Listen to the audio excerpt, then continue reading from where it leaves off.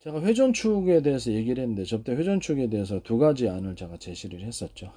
회전축에 대해서 자동차 회전축이 될 수도 있고 모든 산업에는 회전축이 다 들어갑니다. 모터도 들어가고 모터 특허는 서로 굵기가 틀린 그 파약의 굵기가 틀린 모터가 구리선을 지금보다도 좀 튼튼하게 실타래처럼 너무 얇은 게 들어간 것 때문에 모터가 과열이 되고 과부하가 생기고 단락이 생기는 거예요.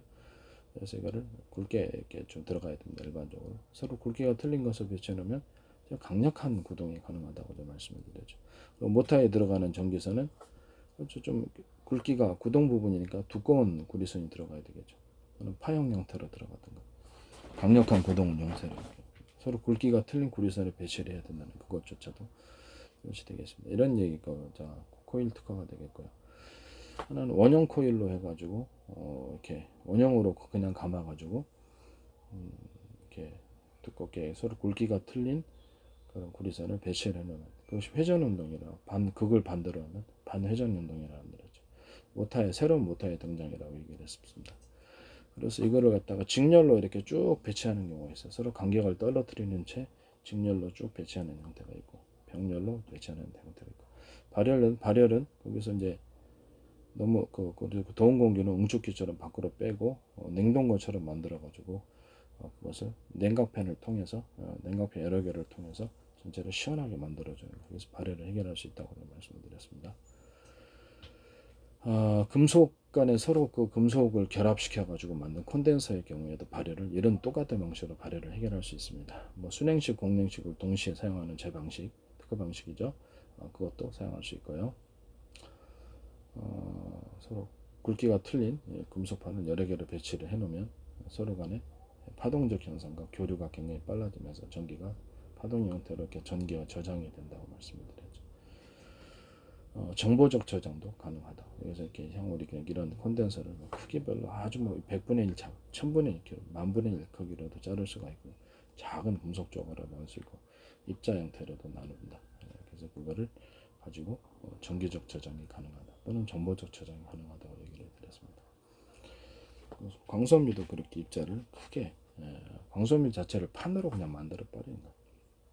광섬유 자체를 판으로 만들어 가지고 판으로 투기해서 거기다가 정보적 저장을 할 수도 있어요.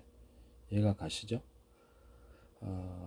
정보적 저장을 할 수 있고 뭐 유선으로 해서 구리를 좀 깔아가지고 뭐 웨이퍼 구리 방막 깔잖아요. 거기 위에다가 광섬유를 갖다가 올려놔도 되고요. 광섬유 입자들을 그래서 전기적 저장과 어떤 정보적 저장을 따로 구분해서 두 개를 같이 하는 수가 있다고 제가 말씀을 드렸습니다.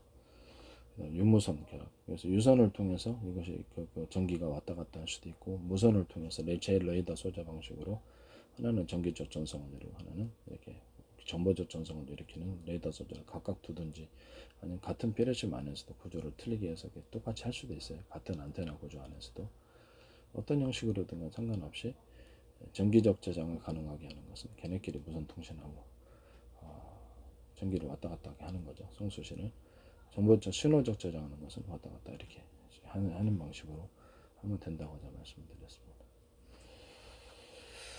이번에는 제가 제 기술을 일부러 언급하는 겁니다. 뭘로? 회전축에 대해서 얘기를 하는데 이 모터 구조에 대해서 얘기를 하다 여기까지 왔는데 회전축을 서로 톱니바퀴 물린 채 이렇게 돌아가는 회전축이 있어요. 그러니까 부러지기 쉬운 가운데 화중이 많이 받는 데는 두꺼운 톱니바퀴로 들어가고요. 매듭 구조처럼 들어가 주는 거죠. 그 부분은 강하게 처리해주고 또는 크기를 틀리게 만들어줘요. 두 개를 딱 물린 채로 만들어주고 밴딩식으로 이렇게 감아주는 이런 부분들이 있습니다. 이해가 가시죠? 이런 식으로 하셔도 됩니다. 또는 이 가시 이거를 갖다가 내구성이 좀 문제가 있을 것 같긴 한데 위에다가 통력 그거 회전체가 너무 굵으면은 그렇죠. 회전축이 너무 굵으면 돌아가기 힘들거든요. 그러나 그 위에다 다시 밴딩 형식으로 해갖고 다시 그 위를 감싸주는 아주 얇은 형태도 상관없어요. 톱니바퀴가 또 하나 그 위를 감싸줄 수도 있어요. 그런 식으로 다시 재중법 구조를 강하게 회전이 일어나는 식으로 만들어줄 수도 있습니다. 매듭 구조만 넣어줄 수도 있고요. 뭐 제품 따라 틀리겠죠. 위를 밴딩식으로 톱니바퀴 들어가고 다시 그 위를 원통형으로 들어가든지 얇은 형태로 들어가 상관없어요. 다시 톱니바퀴 맞물리는 것이 안에 들어가는 이것을 길게 처리해도 상관없다는 거죠. 3분의 1 처리해도 상관없고 3분의 1, 3분의 1, 3분의 1 잘라갖고 해도 되고요. 그런 회전축이 있었고, 그 다음에 안에 회전축이 돌아가면서 겉에 밴딩 형식으로 달아가지고 거기를 다시 이런 식으로 다시 이렇게 위를 덮어주는 이런 것이 있을 수도 있다. 이것을 두 가지를 결합시켜주는 회전축도 있을 수 있다. 베어링도 모양은 똑같으나 베어링의 무게 중심이 태양을 중심으로 해서 지구가 비스듬히 돌듯이 비스듬히 회전체를 중심으로 해서 붙어서 돌도록 무게 중심을 그쪽으로 붙여놓는다. 밑에 쪽으로 해가지고 안쪽으로 비스듬히 돌도록 그렇게 만들어. 이것도 전 세계 베어링 특허가 되겠다. 말씀을 드렸습니다. 이번엔 회전체인데 또 다른 회전체입니다. 회전체 자체를 코일을 서로 굵기가 틀린 코일을 감아 놓습니다. 강하게 전체를. 그러면 강하게 그 회전이 일어납니까? 안 일어납니까? 강하게 그 회전체 자체를 돌려줄 수 있습니다. 이런 방식도 또 하나의 회전체 방식이다. 근데 거기 위에다가 다시 피복을 입혀가지고 그렇죠. 그 전기적 단락을 이렇게 밖에는 누전 현상이 일어나지 않게끔 해주면 되니까요. 얘가 가시죠? 네. 회전축 자체에다 강하게 코일을 갖다 감아가지고 뭐 띄엄띄엄 감든지 전체를 통으로 감든지 해가지고 서로 굵기가 틀린 그 고리선을 감아가지고 회전체를 돌리는 방식도 있을 수 있다. 이것이 이제 헬리콥터는 장기적으로 사라질 거라고 생각합니다. 드론 방식에 들어갈 수도 있고 각종 뭐 가정용 모터나 모든 형태의 모터를 돌리는데 표준이 될 수도 있겠죠. 군사적으로 많이 쓸 수 있습니다. 이런 부분도. 엄청나게 그러면 강력한 회전이 가능하면 그러죠. 그냥 플로펠 방식으로도 속도가 엄청나게 빨라지게 됩니다. 얘가 가시죠? 뭐 뒤로 프로펠러를 배치해도 되고 다중 프로펠러 하나의 회전체에 프로펠러가 여러 개 들어가 있는 형태가 될 수도 있고 그렇습니다. 얘가 보십니까?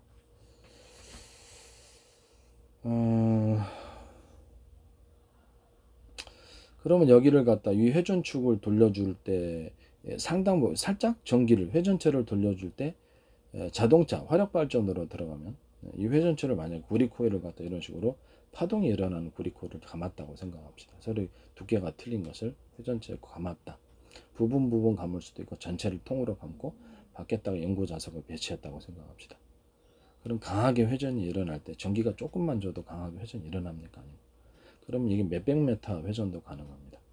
그럼 이것이 강력한 화력 발전이 될 수 있는 자동차 실린더 방식으로 해도 아니면 전기를 살짝 이렇게 풍력이나 이렇게 수력을 통해서 전기를 공짜 전기 생산하고 그 전기를 살짝 투입하는 물 한 바가지 부어가지고 펌프질하면 지하수 끌어올리는 식으로 해가지고 회전체를 돌려주는 거예요. 그러고 나서 전기를 생산하면 들어가는 전기에 비해서 나오는 전기가 많다면 그 방식도 선택할 수도 있습니다. 아니면 자동차 실린더 방식의 압축 행정 방식 이렇게 그런 식으로 해가지고 회전체를 돌려도 상관없다.